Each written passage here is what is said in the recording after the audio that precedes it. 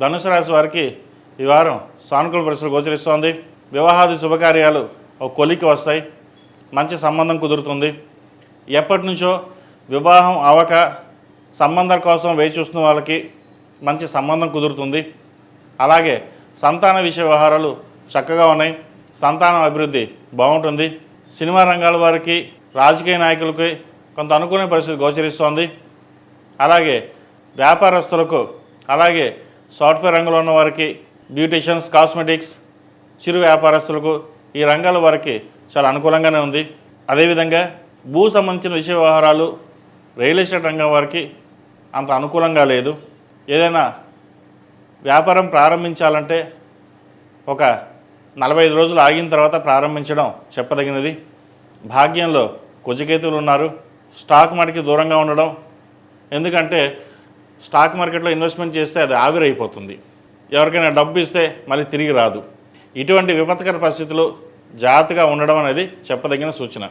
ఏదైనా ఇన్వెస్ట్మెంట్ చేయదలుచుకుంటే కొద్దిగా ఇన్వెస్ట్మెంట్ చేయండి. ఒక 2 నెలల తర్వాత వాటి మీద ఫోకస్ పెట్టి మళ్ళీ ఇన్వెస్ట్మెంట్ చేయడం అనేది చెప్పదగింది. ఈ రాశిలో నిర్మించిన విద్యార్థులకు చక్కగా అనుకూలించే విధంగా గోచరిస్తోంది. పంచమాధిపతి కుజుడు భాగ్యంలో ఉన్నారు. వృత్తిరీత్యా చిన్న చిన్న ఆటంకాలు ఎదురైనా విద్యాపరంగా కూడా ఎటువంటి ఇబ్బందులు ఉండవు. అయితే మనసు చంచలత్వం లేకుండా ఒక నిర్ణయం తీసుకుని నలుగురు సలహాలు తీసుకున్న తర్వాత ముందుకు వెళ్ళండి. అది మంచైనా చెడైనా ఏదైనా మీ నిర్ణయాన్ని బట్టే ఉంటుంది. అదేవిధంగా ఈ రాశివారు సుబ్రహ్మణ్య పాశుపత హోమం చేయించడం, సుబ్రహ్మణ్య స్వామికి అభిషేకాలు చేయించడం తప్పనిసరి. మీ గుళ్ళో కానీ దగ్గరలో ఉన్న దేవాలయాల్లో అభిషేకాలు చేయించండి, మంచి ఫలితాలు ఉంటాయి. ఈ రాశిలో జన్మించిన స్త్రీలకు వృత్తి ఉద్యోగాల పరంగా, వ్యాపార పరంగా సానుకూలంగా ఉంది. అయితే ఆరోగ్యపరంగా కొన్ని జాగ్రత్తలు తీసుకోవాలి. వివాహం కోసం ప్రయత్నిస్తున్న వారికి మంచి సంబంధం కుదురుతుంది. సంబంధ విషయంలో ఆచితూచి వ్యవహరించాలి. వచ్చిన సంబంధం బాగుందా కాదా అన్నీ పరిశీలించుకున్నాకే ముందుకు వెళ్ళండి.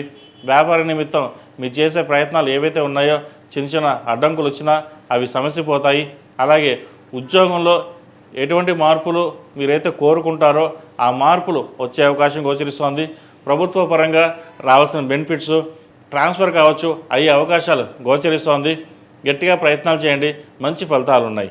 అర్ధాష్టమి నడుస్తుంది కాబట్టి ప్రతి విషయం నిదానంగా సాగుతుంది కాబట్టి 8 శనివారాల శనికి తైలాభిషేకం చేయడం, అలాగే అఘోర పశుపతి హోమం చేయించడం చెప్పదగిన సూచన. ఈ రాశిలో జన్మించిన వారికి కలిసి వచ్చే సంఖ్య 5, కలిసి వచ్చే రంగు తెలుపు. ఏదైనా పని మీద బయటకు వెళ్ళేటప్పుడు సోమవారం కానీ గురువారం కానీ వెళ్ళండి, మంచి ఫలితాలు సంప్రాప్తిస్తాయి.